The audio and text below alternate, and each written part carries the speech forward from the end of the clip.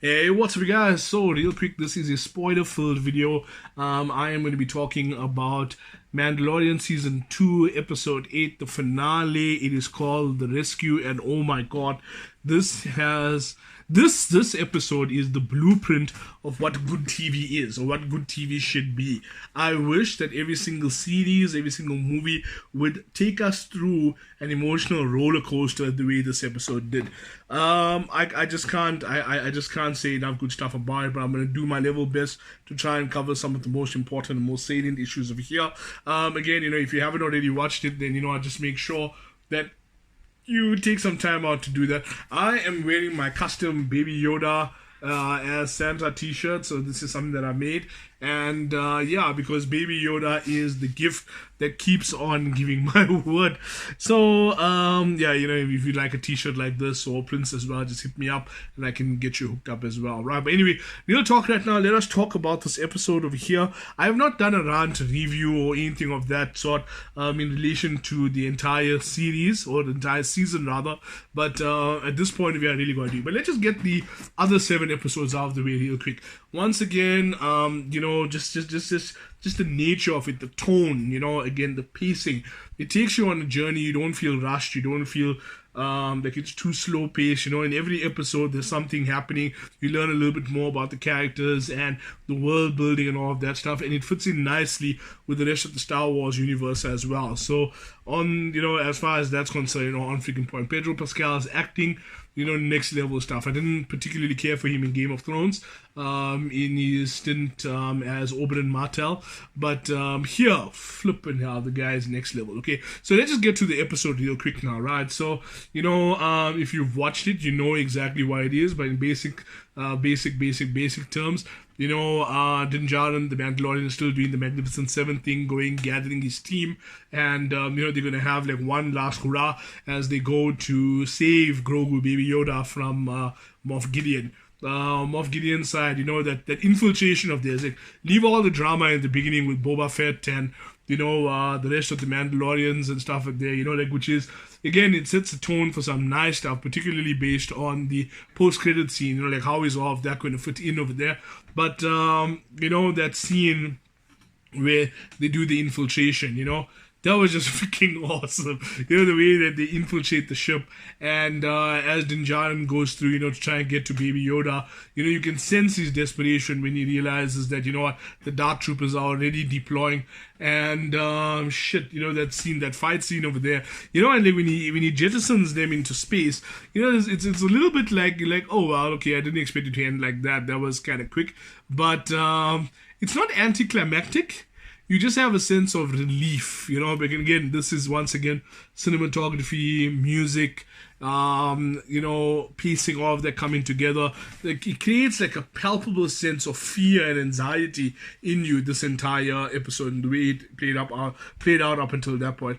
And now they can't find Moff Gideon. He gets in over there to the what you call this thing, the brig, and Moff Gideon is there with the Darksaber and all of that, and just an entire exchange between him and Moff Gideon, and how he overpowers him, with the Beskar spear, like all of that stuff, like playing out, because this is all stuff that was hinted at and alluded to throughout the course of the season, and now, you actually get that payoff, and, these things over here, it's what they call a MacGuffin, so it's that thing that, you would search for, and even though you didn't really search for it, it's a thing that now makes a difference in the plot.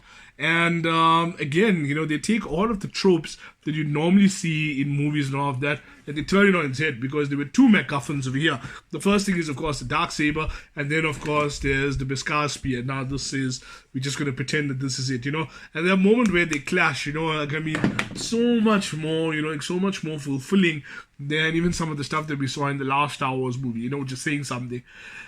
Then, there's that whole thing now where, he fights Moff Gideon, he and Baby Yoda together, and they get back to the bridge, and, the shit hits the ceiling because now the Dark Troopers are coming back. And what's really awesome about this is that you expected it to, to end when you jettison them off, but what's really nice about it is that when they do come back, you actually for yourself, like for a split second, think to yourself that, okay, well, yes, of course they'd have space flight capability. Like, why wouldn't they?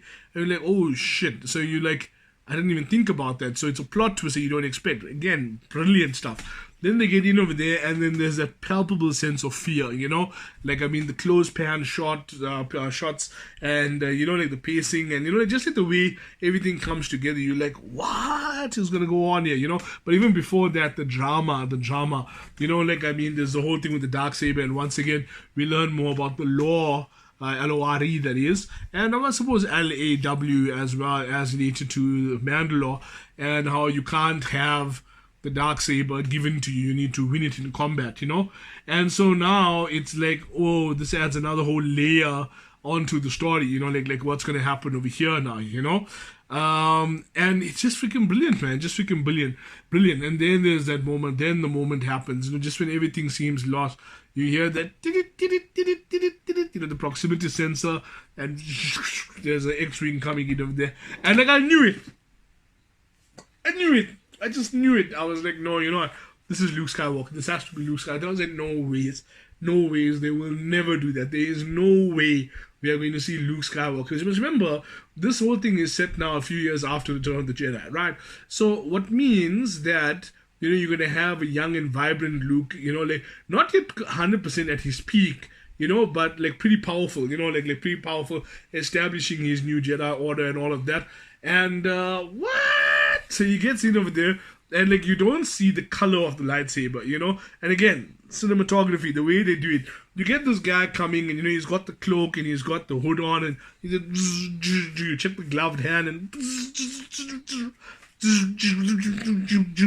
all the way through over there, and set pieces, because what's really nice is the advancement of the team earlier in the episode as they make their way through to the bridge. He pretty much traverses that same area. You see the same landmarks over there, but you must remember now, to illustrate his power, they take him through the same things, and like, he's just chopping shit down. He gets through over there, and it just shows you how powerful he is. Because you must remember, there's a moment now where Din Djarin also has to get to grips with the fact that, hey, I barely managed to get rid of one of them. This guy got rid of a whole platoon of them in seconds. You know what I mean? And then he rocks up over there, and then you see the green lightsaber. You're like, oh, it is Luke Skywalker. Yes, I got goosebumps now.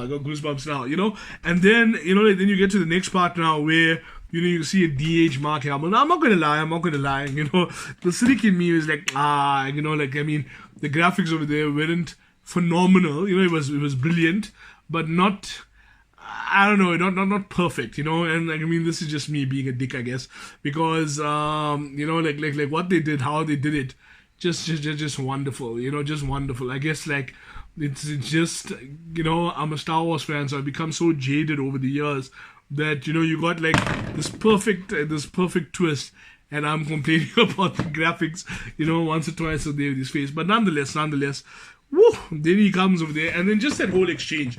Because then you start thinking, now, wait, hold on a second, hang on.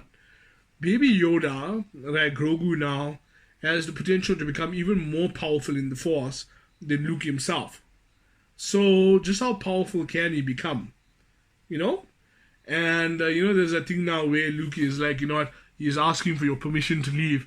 And I'm like, okay, that signifies something, And now what's going to happen? I really don't know what's going to happen, because there's that scene, oh, wait, that part there where Pedro Pascal, Din Djarin takes off his helmet. Goosebumps, guys. Goosebumps, tears, all of it was happening. It was an emotional experience for me, because I was just like, what? Because you must remember, in the last episode, the Bill Murr's character, I forgot what his name is now, but that guy was saying, okay, like, how do your rules apply, and, you just change your rules as it goes on based on your needs. And over here, it was like almost to give the child closure, the moment where Baby Yoda touches his face.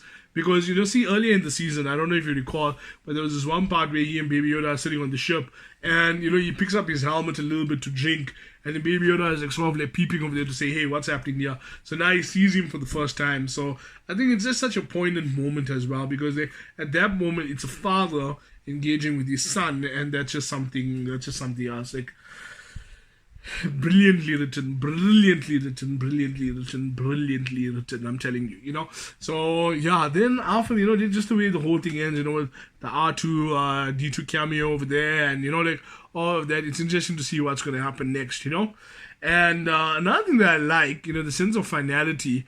And it makes you wonder what's going to go on is that they had a different set of credits. So they didn't have like any pictures, with scenes from the episode. They just had blackout, full blackout, straight credits, slightly different music if I'm not mistaken. And again, there's a sense of like what happens next, Are we going to have the adventures of Luke and Grogu? Are we going to have the Mando going off on his own? Is there going to be another season on the Mandalorian? What's going to happen? I don't recall seeing announcements at the Disney Investors Day or as part of the Disney Investors Day from the other day. All the announcements were there, but just brilliant. But I reckon that they probably would be, because the Book of Boba Fett, right, coming out December 2021. Very excited about that. Now, curiously enough, I didn't see any announcements about that either. So it means that like Kevin Feige and the rest of them. Not Kevin Feige, sorry, so used to talking about Marvel and Disney confused over there. John Favreau and all these guys over there, they got this whole thing worked out where they still got some surprises ahead and in store for us. So, what a phenomenal viewing experience. Really it was. And so that's, those are some of the things that are going through my mind. Let me know in the comments below what you are thinking. Did you enjoy the season? Did you enjoy the episode? Do you feel that it's all overrated? Just let me know what you're thinking. Just sound off of there. Man, let's get the discussion here. But once again, you know what? Baby Yoda, the gift that keeps on giving. And what a phenomenal thing to watch. Anyway, I hope you guys are being okay, being safe, being sane, and all of that stuff over there. And I'll catch you guys soon. Ciao.